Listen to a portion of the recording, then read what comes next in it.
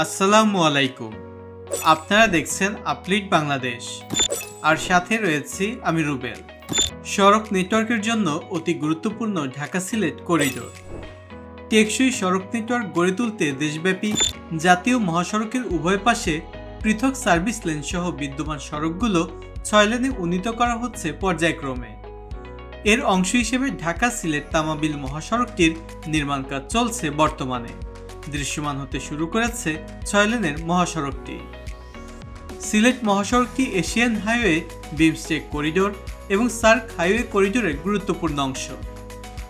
এছাড়া উপ আঞ্চলিক বাণিজ্য সম্প্রসারণ এবং বৃহত্তর সিলেট অঞ্চলের সঙ্গে রাজধানী সহ অন্য সব অঞ্চলের যোগাযোগের প্রধান করিডোর হচ্ছে সড়কটি।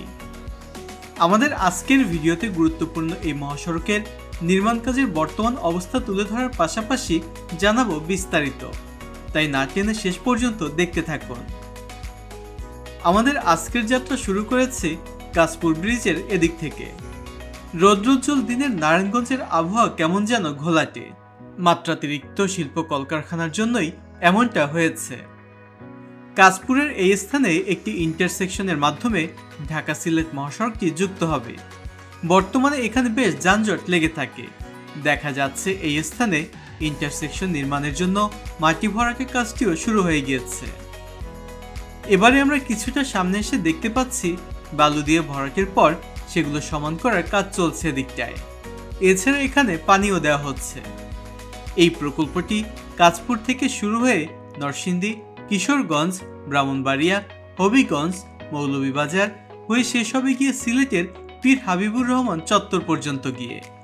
সব নিয়ে এই প্রকল্পের দৈর্ঘ্য প্রায় 210 কিলোমিটার। আমরা প্রায় 4 মাস পর এদিকটা এসেছি। এরই মধ্যে ঘটে গিয়েছে সরকার পতনের মতো ঘটনা। অনেকে জানতে চেয়েছেন এখন এই প্রকল্পের নির্মাণ কাজ চলমান আছে কিনা এবং এর অগ্রগতি বা কতটুকু। তাই আজ এই প্রকল্পের সর্বশেষ অবস্থা তুলে ধরতে চেষ্টা করব। আমরা তারাবো গোল চত্বর থেকে আরও কিছুটা সামনের দিকে চলে এসেছি। এবার এখানে বালু ফেলে বর্তমান সড়কের উচ্চতায় নিয়ে আসার কাজ চলমান রয়েছে। সেই সাথে বর্তমান সড়কের সীমানা থেকে বৈদ্যুতিক পিলারগুলো সরিয়ে ফেলার কাজও চলছে এখানে। ঢাকা সিলেট মহাসড়কটি হবে 4 লেনের, আর এর দুই পাশে থাকবে সার্ভিস লেন। সব নিয়ে এটি হবে 6 লেনের। সার্ভিস লেনগুলো হবে 3.6 মিটার করে প্রশস্ত, আর মূল সড়কের প্রতিটি লেন হবে 7.6 মিটার করে। আমরা এবারে চলে এসেছি ভুলতা গাউসিয়ার এদিকটাতে। এই যে দ্বিতল ওভারপাসটি দেখতে পাচ্ছেন, এটি খুবই গুরুত্বপূর্ণ ঢাকা সিলেট মহাসড়ক এবং ঢাকা বাইপাস এক্সপ্রেসওয়ের জন্য। ভুলতা গাউসিয়া বাজার এলাকার যানজট থেকে মুক্তি দিতেই ওভারপাস দুটি নির্মাণ করা হয়েছে। ঢাকা সিলেট মহাসড়কের পাশে বিভিন্ন স্থানে অসংখ্য শিল্প কলকারখানা রয়েছে। দিন যত যাচ্ছে শিল্প কলকারখানাও বৃদ্ধি পাচ্ছে। সেখানে উৎপাদিত পণ্য দেশের বিভিন্ন স্থানে যাচ্ছে এবং রপ্তানিও হচ্ছে। আর জাতীয় এই মহাসড়কের উপর চাপ বেড়ে চলছে প্রতিনিয়ত। এছাড়া সিলেটের পর্যটন এরিয়াগুলোতে পর্যটকের সংখ্যাও বৃদ্ধি পাচ্ছে দিন দিন। তাই এই সড়কটি প্রশস্ত করা খুবই জরুরি হয়ে পড়েছে। ভুলতা ওভারপাস থেকে আরো কিছুটা সামনের দিকে চলে এসেছি আমরা। এখানে ডান দিকে বালু দিয়ে ভরাটের কাজ চলমান আছে।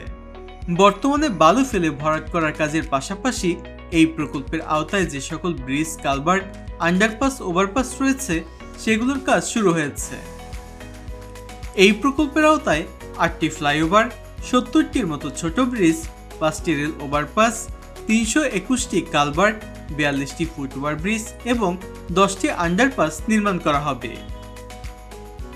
এছাড়া ব্রাহ্মণবাড়িয়া, সরাইল বিশ্ব রোড, শাহবাজপুর, রামপুর, বিপাশা এবং হবিগঞ্জ জেলার মাধবপুরের যে সকল স্থানে বিপজ্জনক বাঁক রয়েছে সেগুলোকে সোজা করে নিরাপদ করা হবে।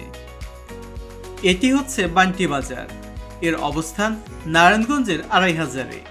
এবার এসে দেখতে পাচ্ছি ডান দিকে ড্রেনেজ লাইনের কাজ চলছে, আর এদিকটায় সড়ক নির্মাণের জন্য প্রস্তুত করা হচ্ছে।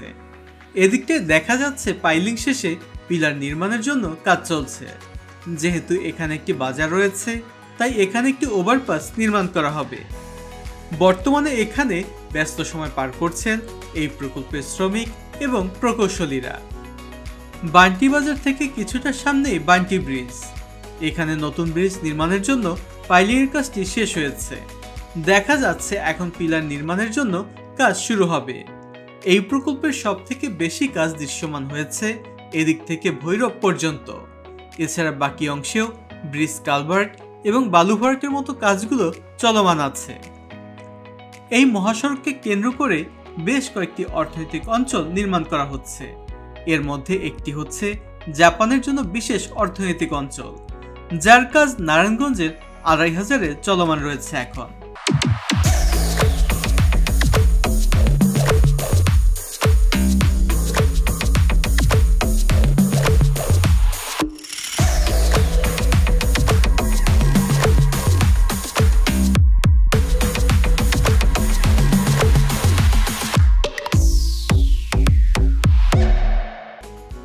কাঞ্চন ব্রিজের দিক থেকে মদনপুর পর্যন্ত এক্সপ্রেসওয়ে এবং এই সিলেট মহাসড়কের কাজটি শেষ হলে সিলেট এবং চট্টগ্রাম মহাসড়কের দিক থেকে পূর্বাচল হয়ে খুব অল্প সময়ে ঢাকাতে প্রবেশ করা যাবে। বান্টি বাজার থেকে আমরা আরও কিছুটা সামনের দিকে চলে এসেছি। এখানেও বালু ভরাট এবং বৈদ্যুতিক পিলার সরিয়ে নতুন করে বসানোর কাজটি চলছে। সড়ক নির্মাণের প্রাথমিক এই কাজগুলো শেষ হলে এরপরে কাজের গতি আরও বাড়বে। এই প্রকল্পটি ছাড়াও অন্য একটি প্রকল্পের আওতায় আশুগঞ্জ থেকে ব্রাহ্মণবাড়িয়ার দিকে অনেক আগেই 4 লেনের কাজটি শুরু হয়েছে। এছাড়া ব্রাহ্মণবাড়িয়া আখাউড়া স্থলবন্দর পর্যন্ত 51 কিলোমিটার সড়কটিকে 4 লেনে উন্নীত করার কাজটি ধীর গতিতে চললেও সরকার পতনের পর সেই অংশের কাজটি থেমে গিয়েছে। এশিয়া উন্নয়ন ব্যাংকের ঋণ সহযোগিতায় সাসেক ঢাকা সিলেট করিডোর উন্নয়ন প্রকল্পটি বাস্তবায়ন করা হচ্ছে, যেখানে 16,918 কোটি টাকার এ প্রকল্পে 13,244 কোটি টাকা ঋণ দিচ্ছে এডিবি। প্রকল্পের কাজটি শেষ হতে সময় লাগতে পারে 4 বছরের মতো। তবে আমাদের দেশের প্রকল্পগুলো শুরু হয় যেমন দেরি করে, তেমনি শেষ হতে নেয় অনেকটা সময়। তাই 4 বছরের কাজ শেষ হয় 5 কিংবা 6 অথবা 10 বছরে। অনেকগুলো প্যাকেজের মাধ্যমে ঢাকা সিলেট মহাসড়কের কাজটি চলমান রয়েছে, যার মধ্যে মহাসড়কটির কাশপুর ইন্টারসেকশন থেকে ছনপাড়া বাস স্ট্যান্ড পর্যন্ত 18 কিলোমিটার অংশে চীনের Longjian Road and Bridge Company Limited এবং বাংলাদেশের ম্যাক্স ইনফ্রাস্ট্রাকচার লিমিটেড কাজ করছে। আর ছনপাড়া বাস স্ট্যান্ড থেকে নরসিংদীর বিসিক পর্যন্ত 17 কিলোমিটার অংশে চীনের Zhongzhou City Highway Engineering Corporation Limited এবং বাংলাদেশের ম্যাক্স ইনফ্রাস্ট্রাকচার লিমিটেড কাজ করছে। এটি হচ্ছে ছনপাড়া বাস স্ট্যান্ড। এদিক থেকে খুব অল্প সময়ে কাঞ্চন ব্রিজ হয়ে পূর্বাচলের দিকে যাওয়া আসা করা যায়। আর সামনে এখানে জাপান অর্থনৈতিক জোনের প্রবেশ পথ। এদিকটা একটি ওভারপাস নির্মাণের পরিকল্পনা রয়েছে, যাতে করে এই অর্থনৈতিক জোনের উৎপাদিত পণ্য খুব সহজেই দেশের বিভিন্ন স্থানে এবং চট্টগ্রাম বন্দরে পৌঁছাতে পারে। এই অংশে পুরনো বৈদ্যুতিক পিলারগুলো সরিয়ে ফেলার কাজগুলো চলছে এখন। দেখা যাচ্ছে পিলারগুলো থেকে বৈদ্যুতিক তারগুলো খোলা হচ্ছে। বর্তমান সড়কের পাশে সড়ক প্রশস্তকরণের প্রাথমিক কাজ চলছে। মূল সড়কের কাজগুলো শুরুর আগে ব্রিজ, কালভার্ট এবং বালু দিয়ে ভরাটের কাজগুলো আগে করা হচ্ছে। এছাড়া বৈদ্যুতিক খুঁটিগুলোকে সড়কের সীমানার বাহিরে নিয়ে যাওয়ার কাজটিও করা হচ্ছে অনেক স্থানে। এদিকটাতেও সড়ক প্রশস্তকরণের কাজ চলমান আছে।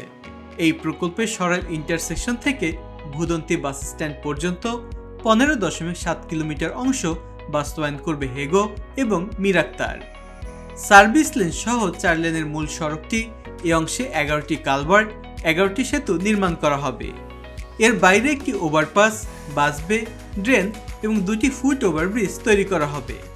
ঠিকাদারি প্রতিষ্ঠানের সঙ্গে এসব কাজের জন্য 1,232 কোটি 95 লক্ষ টাকার চুক্তি করেছে সড়ক ও জনপথ অধিদপ্তর। অন্যদিকে ভুদন্তি বাস স্ট্যান্ড থেকে SMN স্পিনিং মিল পর্যন্ত 19.1 কিলোমিটার অংশের কাজ পেয়েছে একটি বিদেশি ঠিকাদারি প্রতিষ্ঠান এবং দেশীয় কোম্পানি PDL। এই অংশের সড়ক ছাড়াও 25টি কালভার্ট, 7টি সেতু, ড্রেন, বাসবে এবং 2টি ফুট ওভারব্রিজ নির্মাণ করা হবে। এই অংশের চুক্তি মূল্য 1,085 কোটি 34 লক্ষ টাকার মতো। যে কোনো প্রকল্প বাস্তবায়নের সময় সেখানে থাকা অসংখ্য গাছ কেটে ফেলা হয়, কিন্তু পরবর্তীতে সেই পরিমাণ গাছ রোপণ করতে দেখা যায় না অনেক সময়। এই প্রকল্পটি বাস্তবায়নের জন্য ইতিমধ্যে অনেক গাছ কাটা পড়েছে। আশা করব কর্তৃপক্ষ সড়ক নির্মাণের কাজ শেষে সড়কের দুই পাশে এবং মিডিয়ানে গাছ রোপণ করবেন, যেমনটি এখন ঢাকা মাওভাঙ্গা এক্সপ্রেসওয়েতে দেখা যায়।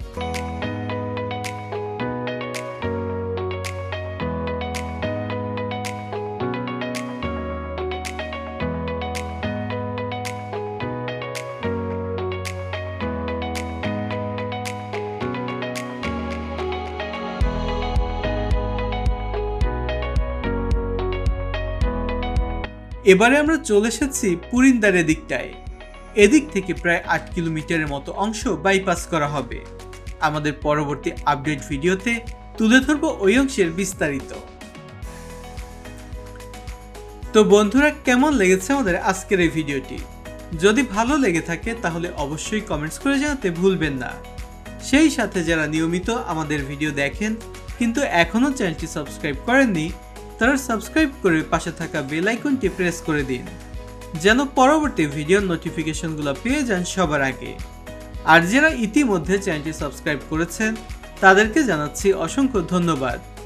যে যেখানেই থাকুন ভালো থাকুন, সুস্থ থাকুন। আজকের মতো আমি রুবেল বিদায় নিচ্ছি। আল্লাহ হাফেজ।